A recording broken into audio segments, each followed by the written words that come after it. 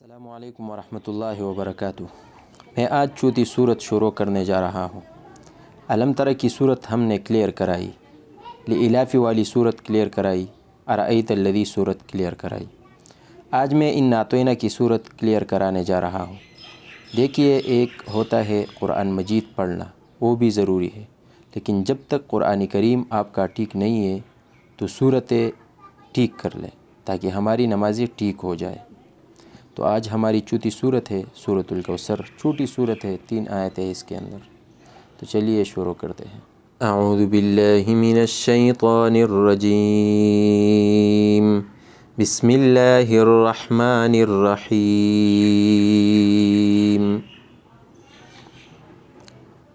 سورۃ الکوثر مکیہ۔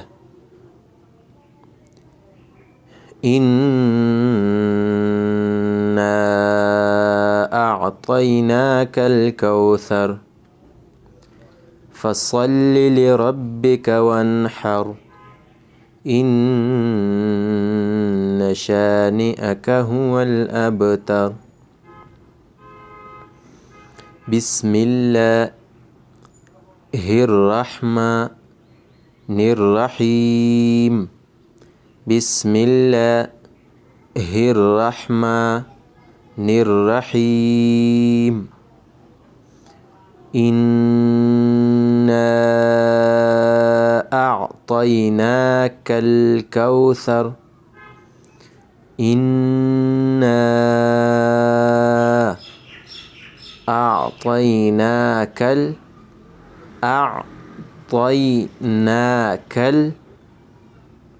الكوثر كوثر فصل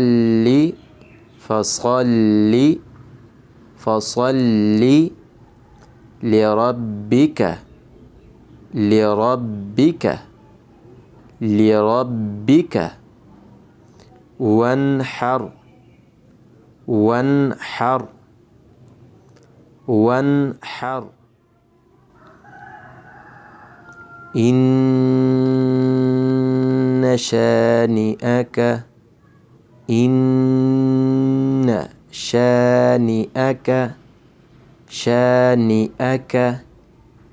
إن شانئك هو الأبتر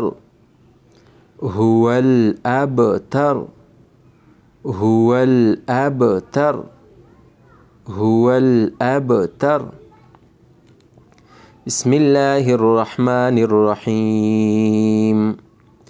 إنا أعطيناك الكوثر فصل لربك وانحر إن شانئك هو الأبتر۔ صدق الله العظيم۔